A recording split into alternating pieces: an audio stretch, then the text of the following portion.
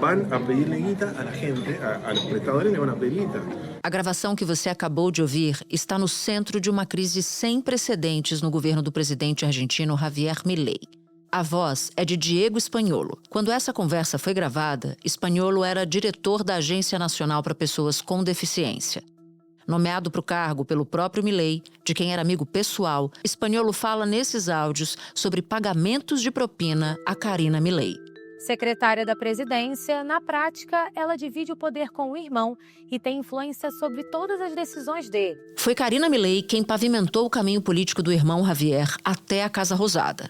É ela quem controla agendas, define prioridades e filtra acessos ao presidente argentino. E é justamente por causa dessa influência que os áudios divulgados por Spagnuolo provocaram um verdadeiro terremoto.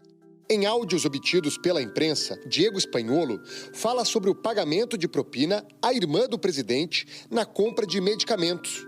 Spagnuolo diz que o valor desviado é de até 8% de cada contrato, em torno de 500 a 800 mil dólares por mês, e que Karina recebe cerca de 3%. E em outro trecho, ele afirma já ter alertado o presidente sobre o esquema de corrupção e avisa que tem guardadas todas as mensagens de Karina. A primeira reação de Javier Milei e de Karina foi se esquivar da crise política.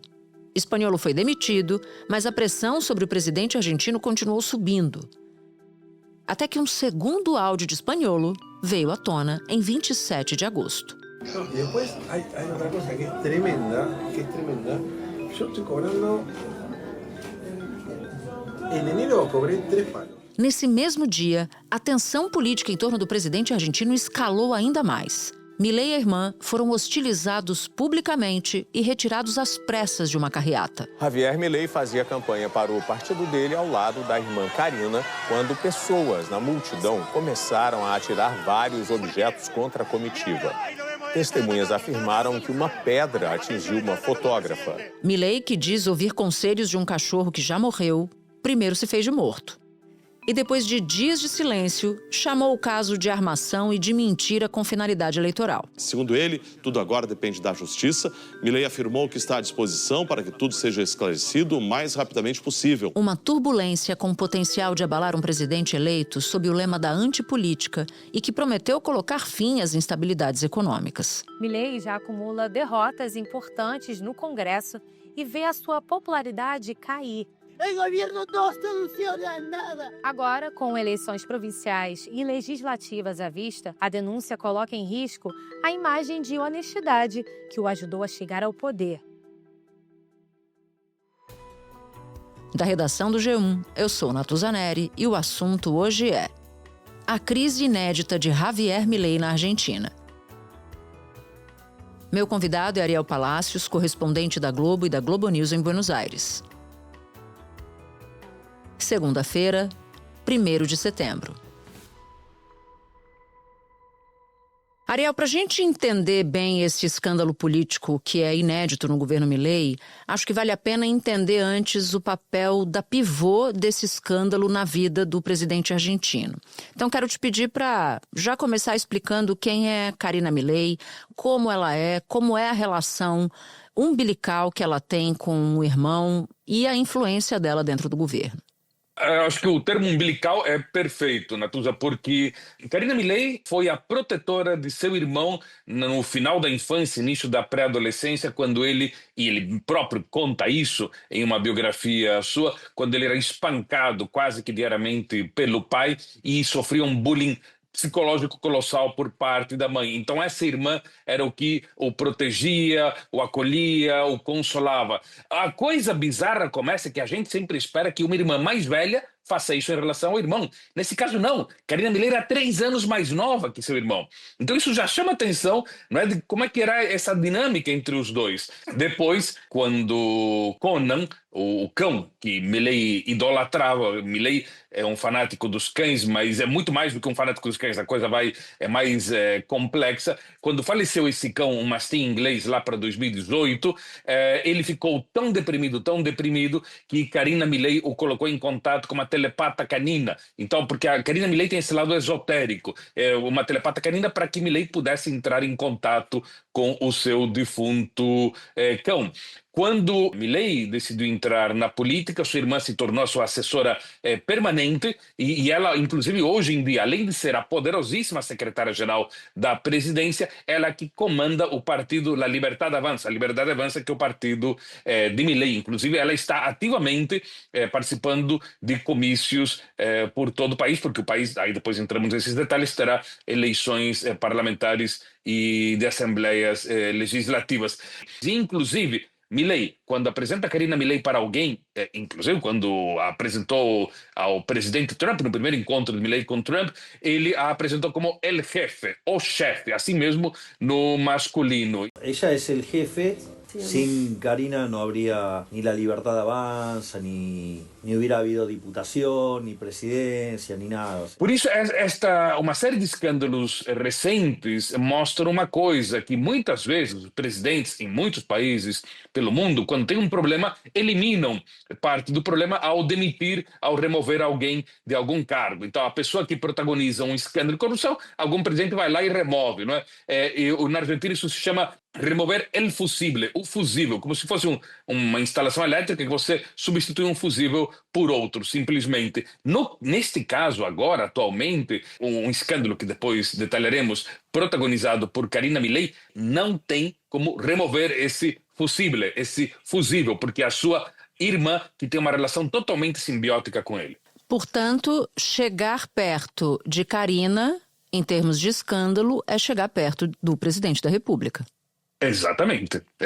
Não há nada que Karina Milei saiba e que seu irmão não saiba, porque a relação é totalmente ali, como se fosse um único organismo, ou como se dizia também na política argentina, uma águia bicéfala, né? O mesmo corpo, mas com duas cabeças, trabalhando juntos. Bom, então, feita essa explicação, eu queria muito que você se debruçasse na avaliação dos áudios e na crise que se seguiu após a publicação desse conteúdo. Explica pra gente que áudios são esses, Ariel, e o que eles acabaram revelando sobre o suposto envolvimento da Karina Milei com um esquema de corrupção. Esses áudios surgiram dias atrás, é um escândalo que explodiu muito rapidamente, não é? Áudios nos quais está a voz de Diego Españolo, que era o diretor da agência de pessoas com pessoas com deficiências físicas, ou seja, o organismo do governo do Estado argentino que se encarregava da compra de medicamentos para essas pessoas e de atendimento. Então, nesses áudios, Diego, e são muitos áudios, são áudios muito detalhados, inclusive, e muito claros. En enero cobré 3 palos. Mi sueldo de enero fue 3 palos. Estoy cobrando 2 palos 800, porque me subieron un límite de los aportes. Diego Españolo conta todo um esquema, como se estivesse falando com alguém, você não ouve a voz de outra pessoa, mas como se ele estivesse falando para alguém sobre como é aquele esquema desses casos de subornos, onde empresas farmacêuticas argentinas estariam pagando subornos para integrantes do governo. Um total de 8%, o esquema dos quais, desses 8%, 3% iam direto para Karina Milei. E esse custo do suborno acabava gerando nesses contratos, essas maracutaias feitas pelas empresas com esses representantes do governo argentino, causaram um aumento, segundo uma auditoria, e foi publicada agora pelo jornal La Nación, um aumento de 30% nos preços para os remédios dos deficientes físicos. E aí se junta outra coisa, porque quando você pensa, espera, estão mexendo no preço de pessoas de remédios, medicamentos para pessoas com deficiências físicas, isso é mais indignante ainda. Mas está também em sintonia com o comportamento que o presidente Milei teve ao longo destes últimos anos. Lembra que Milei tem um vocabulário chulo, um vocabulário grosseiro, já comparou o Papa Francisco com um dejeto fecal, uma palavra que não dá para pronunciar aqui, e já chamou pessoas com os mais bárbaros insultos, e um dos insultos que volta e meia utilizava era o de retardado mental. Toda uma terminologia de discriminação arcaica. Milei usava esse tipo de palavreado. E recentemente ele entrou em conflito com um garoto de 12 anos, um garoto autista, mas que esse garoto volta e meia postava frases sobre política.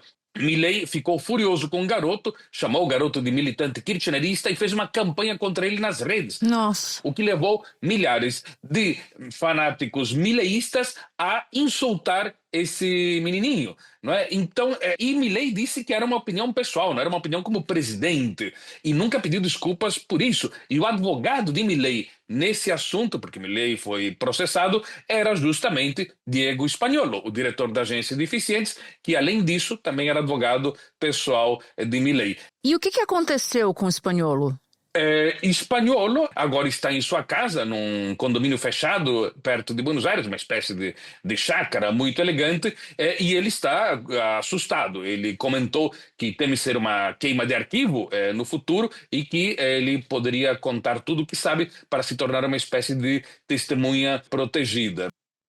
É algo tão absurdo, que por isso está tendo um impacto maior do que já o outro escândalo de corrupção anterior, que foi o escândalo das criptomoedas em fevereiro, quando Milei, numa sexta-feira, no fim da tarde de uma sexta-feira, fez publicidade de uma criptomoeda que havia sido lançada minutos antes, ou seja, ele dando a chancela como presidente da República de uma criptomoeda que depois percebeu que era uma grande maracutaia e que 40 mil pessoas, a imensa maioria argentinos, perderam em conjunto 180 milhões de dólares. E ali isso foi, Natuza, como o começo do fim da imagem de Milei, que Milei alardeava de si próprio que ele era uma renovação contra a casta, como ele chamava a classe política argentina, indicando que a classe política argentina em seu conjunto eram todos corruptos e que ele não era, e que ele era como algo novo, imaculado, puro, e agora já estamos vendo que Milei se parece bastante à casta que ele criticava. Espera um pouquinho que eu já volto para continuar minha conversa com o Ariel.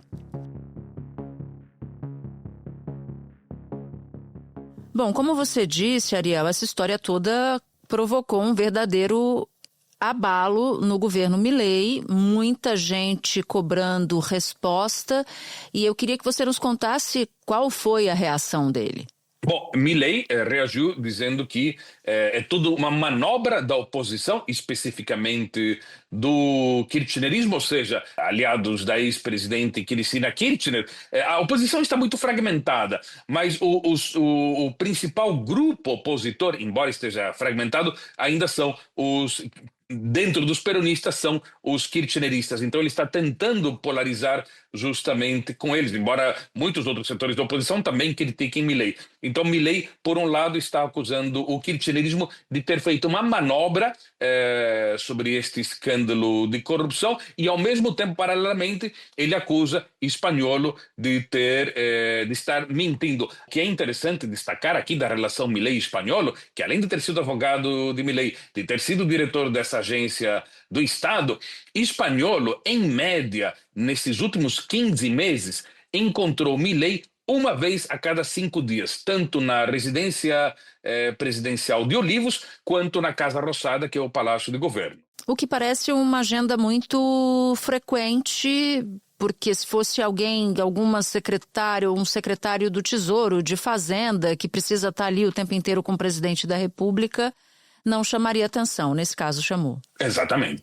Esse mal-estar todo, evidentemente, que encontra em situações semelhantes, a gente viu aqui no Brasil ou em outros países, encontra eco ou não a depender da situação da economia. Esse escândalo de corrupção está encontrando eco em razão de números da economia. Olha que interessante que você destaca isso, porque na história da Argentina, como também na história do Brasil e da Colômbia, do Peru e de vários outros países latino-americanos, às vezes, quando a economia vai muito bem, um escândalo de corrupção acaba tendo menos atenção por causa disso. É o clássico que já vinha da época, como é que era o nome daquele governador do estado de São Paulo, que havia aquele slogan informal sobre ele, que o rouba mais faz. Ademar de Barros. Ademar de Barros, exatamente. Não havia esse rouba mais faz. No resto da América Latina, infelizmente, também funciona isso. Neste caso específico, digamos, o que torna esse escândalo mais midiático é justamente o contraste com aquilo que Milei dizia que era, e muitas pessoas acreditaram nisso, porque Milei era um outsider da política, ele entrou recentemente na política, ele se tornou deputado em 2021, né? Então era como se ele estivesse imaculado. Então isso está tendo um impacto maior do que outros escândalos de outros presidentes. A economia nos últimos meses começou de novo a ir para trás em alguns setores. Então, por exemplo, a inflação, que até maio estava caindo, voltou a crescer em junho, julho, e em agosto poderia voltar a subir. Por um lado, a grande bandeira dele de que estava acabando com a inflação não está sendo bem assim. As perspectivas dos empresários, inclusive de bancos internacionais, sobre a evolução do PIB, havia uma expectativa que neste ano haveria o PIB ia dar como um grande salto, levando em conta toda a queda dos últimos anos, que poderia ser de 5,5% do PIB. Houve uma revisão tempos atrás para 4,7% e agora, dias atrás, uma nova revisão que o crescimento seria de 4,5%. É um crescimento grande de todas as formas, mas um crescimento a partir do fundo do poço, e estamos vendo que há uma queda em relação às expectativas iniciais, né? O dólar voltou a subir nas últimas semanas, ou seja, aquele grande sucesso que alguns setores estavam dizendo que Milei teria neste ano na parte da economia não está sendo bem assim. Ao contrário, estão havendo várias falhas, vários obstáculos, vários pontos turbulentos que não estão completando o desejo dos mileístas e do Milei, além de outro fator muito importante. Enquanto que no ano passado Milei havia conseguido aprovar uma parte de seu pacote, na realidade o pacote original do Milei era de 600 pontos, acabou aprovando apenas 200 pontos, de um pacotão, passou a ser um pacotinho. O Congresso da Argentina aprovou o pacote de reforma econômica proposta aí pelo presidente Javier Milei. O texto final foi reduzido em relação à versão original, mas estão mantidos os incentivos a investimentos, privatização de empresas e também reajustes de impostos. Mas havia conseguido aprovar algumas coisas. Neste ano, Milei fracassou praticamente em todas as tentativas de aprovar leis no Congresso Nacional e, mais ainda, o Congresso Nacional derrubou a oposição em conjunto, centro-direita, centro e esquerda, votaram várias leis, especialmente na parte dos aposentados e na parte das verbas para as províncias, para a área de saúde e para as universidades públicas, e aprovaram leis que Milei vetou e que posteriormente o parlamento vetou o veto de Milei.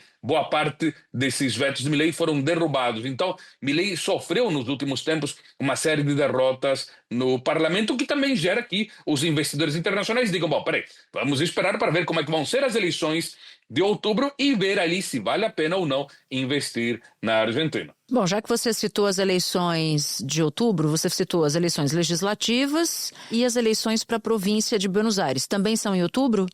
Agora, dia 7 de setembro, serão as eleições para a Assembleia Legislativa da província de Buenos Aires, né?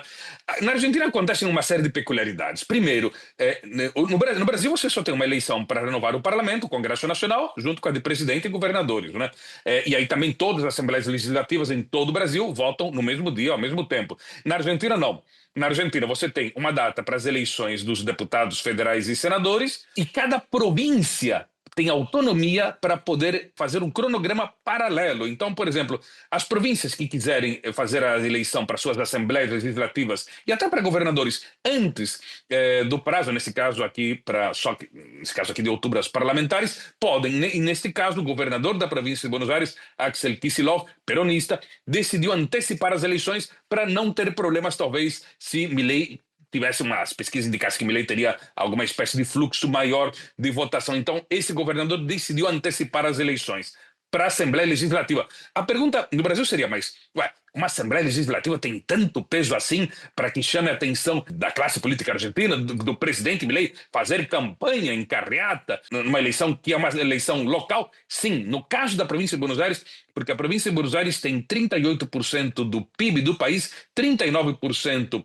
do eleitorado argentino. Seria como se Minas Gerais, São Paulo e Rio de Janeiro juntas fizessem um estado. Seria um estado ultrapoderosíssimo, ultra influente. Então essas eleições do domingo, dia 7 de setembro, na Argentina, vão ter um simbolismo muito grande, vão ter um efeito político muito grande, porque dependendo do resultado de Milei e dos opositores ali, isso pode ter uma influência nas eleições parlamentares de outubro.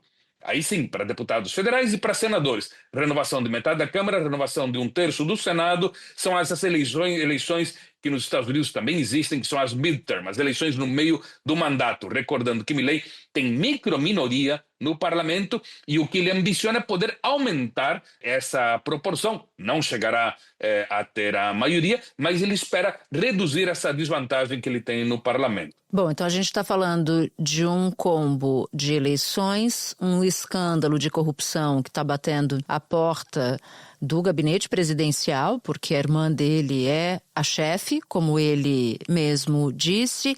A gente está falando de pesquisas divulgadas recentemente, uma do dia 28 de agosto agora, apontando que 51% dos argentinos desaprovam o Milei. Logo, a gente pode imaginar que esse caso mais recente é um caso de bastante repercussão que pode influenciar essa eleição que vem por aí.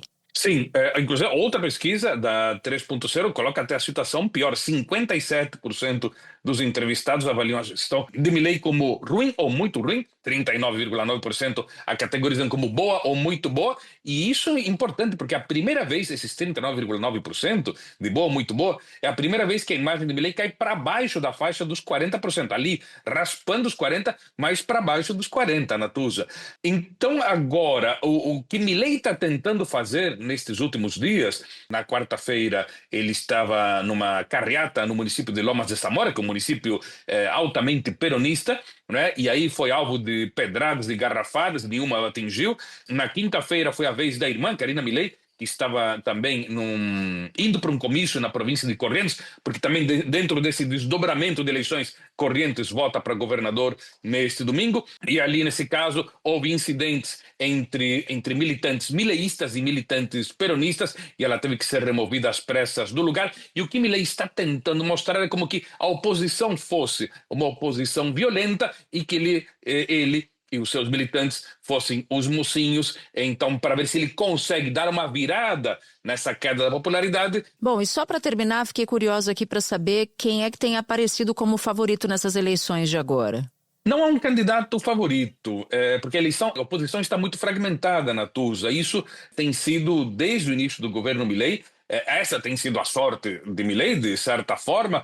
Houve essas uniões de vários partidos para derrubar os vetos de Milei no parlamento, mas não há uma figura da política que tenha um grande peso. Inclusive a ex-presidente Cristina Kirchner, que está em prisão domiciliar, ela estava em decadência, não é? Ela não tem um controle majoritário do peronismo, ele também, o peronismo está muito dividido, então não há uma grande figura na atual circunstância que possa rivalizar com Milei, não é? O que você vê é que Milei colocou candidatos para deputados e senadores, mas não são figuras como figuras de décadas atrás que mobilizavam mentes e corações, e a própria oposição tampouco está com grandes figuras de renovação. Então, os argentinos irão a esta ida às urnas, mais uma vez, como em outras ocasiões nos últimos tempos, sem muito entusiasmo. Com certeza, com grande abstenção, uma boa parte de votos brancos e nulos, não é? E isso, claro, joga a favor de Milei, apesar das circunstâncias que você tão bem elencou aqui. Ariel, muito obrigada por ter topado contar essa história aqui pra gente. Você sabe, você é muito bem-vindo sempre aqui no Assunto. É um assunter. Muito obrigado, Natuza. Para mim é uma grande honra participar do Assunto e agora com o título honorário de Assunter. Antes de terminar, um recado. Se você ouve o Assunto no Spotify e gostou do episódio, é assunter mesmo, dá 5 estrelas e compartilha esse episódio com quem você quiser. Você pode nos ouvir no G1, no YouTube e em todas as plataformas de áudio. Comigo na equipe do Assunto estão Mônica Mariotti, Amanda Polato, Sara Rezende, Luiz Felipe Silva, Thiago Kazuroski e Carlos Catelan. Este episódio usou áudios do jornal argentino Clarín. Eu sou Natuza Neri, fico por aqui. Até o próximo assunto.